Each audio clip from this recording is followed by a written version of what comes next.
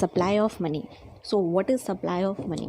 Okay, सबसे पहले आप ये समझो कि सप्लाई मनी जो है ना वो स्टॉक कंसेप्ट है. ओके, क्या है वो? स्टॉक कंसेप्ट है. अब ये स्टॉक कंसेप्ट कैसे है, कैसे आप समझोगे?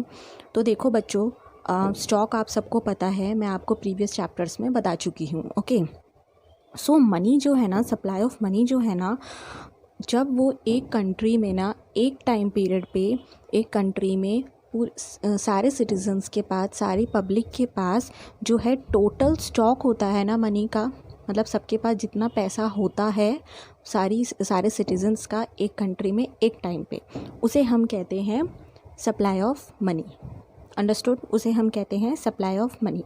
Okay, so second one is it refers to those who demand money not by those who supply money. अब सप्लाई ऑफ मनी में जो है वो पैसा आएगा जो लोग डिमांड कर रहे हैं, ठीक है? वो नहीं आएगा जो लोग सप्लाई कर रहे हैं. समझ रहे हो? जैसे सपोज़ करो, अब सप्लाई कौन करता है मनी, मतलब जो है सप्लाई कौन करेगा, प्रोड्यूस कौन करेगा? सप्लायर्स और प्रोड्यूसर्स कौन होंगे मनी के? गवर्नमेंट होगी ना, गवर्नमेंट होगी. और कौन होगा? बैंकिंग सिस्टम होगा, यानी सेंट्रल बैंक और कॉमर्शियल बैंक्स, ये सब होंगे. तो इनको छोड़ के, मतलब सप्लायर्स और प्रोड्यूसर्स जो है मनी के, वो हमारे सप्लाई ऑफ मनी में नहीं आएंगे. हमारे कौन आएंगे? जो डिमांड कर रहे हैं मनी की. अब डिमांड कौन लोग करेंगे? हम लोग कर रहे हैं, ठीक है? नॉर्मल पीपल्स कर रहे हैं, पब्लिक कर रही है डिमांड. डिमांड कैसे? हमें क्या चाहिए? हमें हर चीज़, जो भी हमें, इवन हमें फूड भी परचेज़ करना है, क्लोथिंग भी परचेज़ करनी है, हमें सब चीज़ के लिए क्या चाहिए? पैसा चाहिए. तभी तो हम सारी फैसिलिटीज़ ले पाएंगे. तो हम डिमांड कर रहे हैं मनी की, हम चाह रहे हैं, ठीक है? उसके लिए भले हम वर्क कर रहे हैं, जो भी कर रहे हैं. तो डिमांड जो कर रहे हैं मनी के, वो कौन हो गए बच्चों? पब्लिक हो गई. और जो सप्लायर्स हो गए, प्रोड्यूसर्स हो गए मनी के, वो कौन हो गए? गवर्नमेंट और banking system. Okay, so yes, next is measures of supply of money. ठीक है, अब हम इसको मेज़र कैसे कर सकते हैं, कि हमें कैसे पता चलेगा कि कैसे हम इसको मेज़र करेंगे? तो समझते हैं. इंडिया में जो है ना बच्चों, there are 4 alternative measures of money supply. ठीक है, इंडिया में 4 ऑल्टरनेटिव मेजर्स हैं मनी सप्लाई की, like M1, M2, M3 and M4. Okay, understood? So now अब आपके सिलेबस में ना जो है बच्चों, वो सिर्फ M1 मेज़र है, आपको और मेज़र्स नहीं पढ़ने हैं. अंडरस्टूड? सो हम वही कवर करेंगे अब इस वीडियो में. So M1 measure of money supply, the components of this measure is M1 is equal to C plus DD plus OD. Okay, so अब ये होता क्या है? C means currency. C means currency held by the public. Okay, जो हमारे पास, जो public के पास currency है, लाइक कॉइन्स और पेपर नोट्स में, तो वो हमारी हो गई currency held by the public. Okay, now next is DD. So what is DD? Demand deposits of the people with the commercial banks. Okay, so demand deposits आपने पढ़ा होगा पहले भी.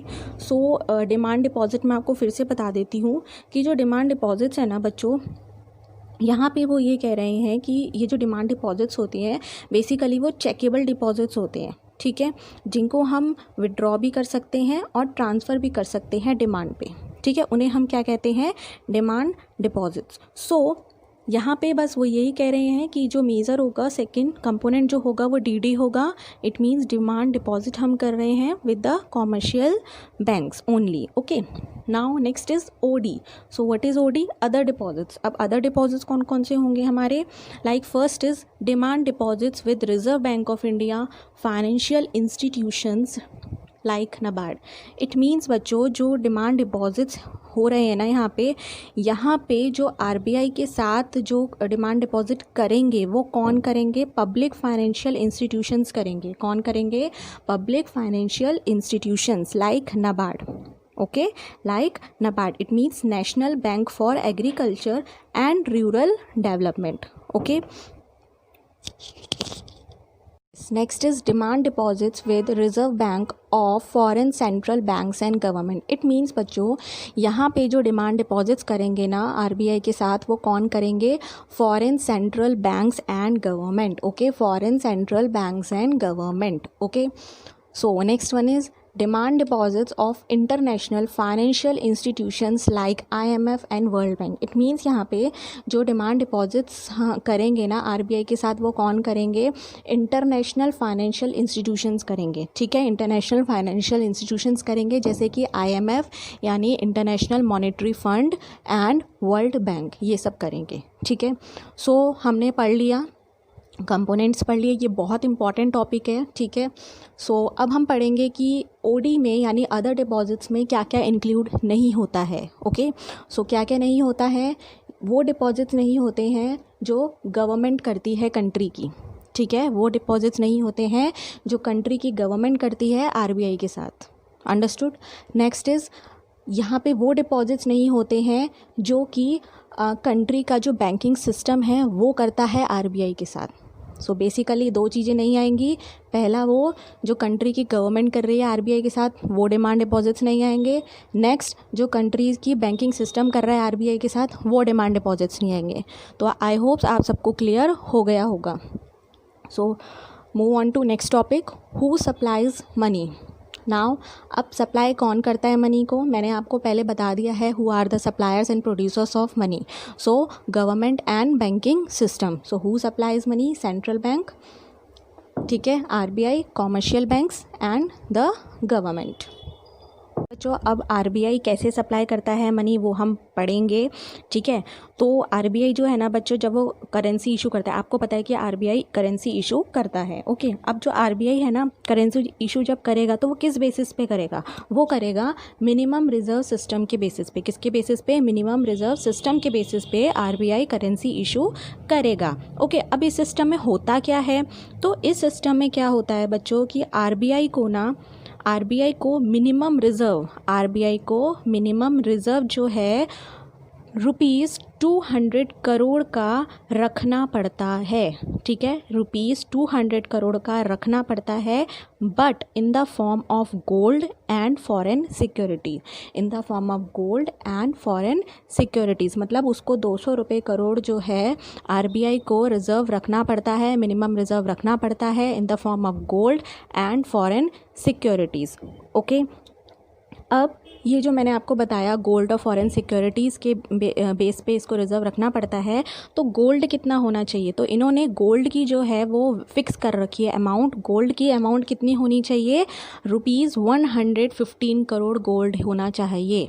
ठीक है बच्चों, तो इस तरीके से आरबीआई का काम ये होता है। इस बच्चों कॉमर्शियल बैंक्स जो होते हैं ना, कॉमर्शियल बैंक का कैसे सप्लाई करते हैं मनी? सबसे पहले तो जो कॉमर्शियल बैंक्स हैं, आपको पता है कि आरबीआई की तरह कॉमर्शियल बैंक के पास जो है अथॉरिटी नहीं होती है करेंसी इशू करने की। ओके, उनके पास कोई अथॉरिटी नहीं होती है, ना ही वो कॉइन्स इशू करते हैं और ना ही वो पेपर नोट्स इशू करते हैं। ओके, बट स्टिल वो क्या कर रहे हैं? वो मनी सप्लाई कर रहे हैं। ठीक है, वो मनी क्रिएट कर रहे हैं। अब वो कैसे कर रहे हैं?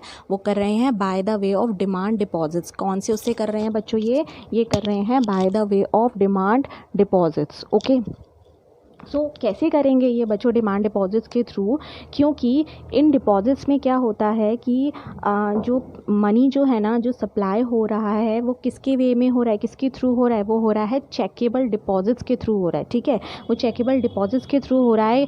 पीपल जो है ना वो क्या कर सकते हैं? वो विड्रॉ कर सकते हैं, वो ट्रांसफ़र कर सकते हैं money by writing cheques. Okay, by writing cheques. इसी वजह से जो मनी है वो क्रिएट कर सकते हैं कॉमर्शियल बैंक्स, करते हैं commercial banks bye the way of demand deposits is called bank money. इसको क्या कहा जाता है बच्चों?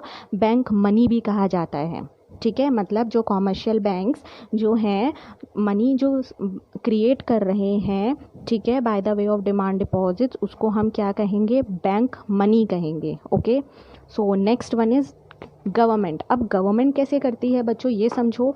गवर्नमेंट सबसे पहले तो क्या कर रही है? आपको पता है गवर्नमेंट जो है वो भी इशू, उसके पास अथॉरिटी होती है करेंसी इशू करने की। ओके, करेंसी इशू करने की अथॉरिटी होती है।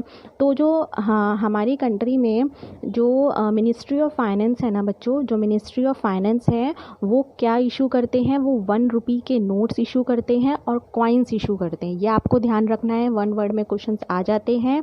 मिनिस्ट्री ऑफ फाइनेंस जो है हमारी कंट्री में वो इशू करती है 1 रुपीज़ के notes and coins. Okay, so government इस तरीके से जो है वो सप्लाई करती है मनी।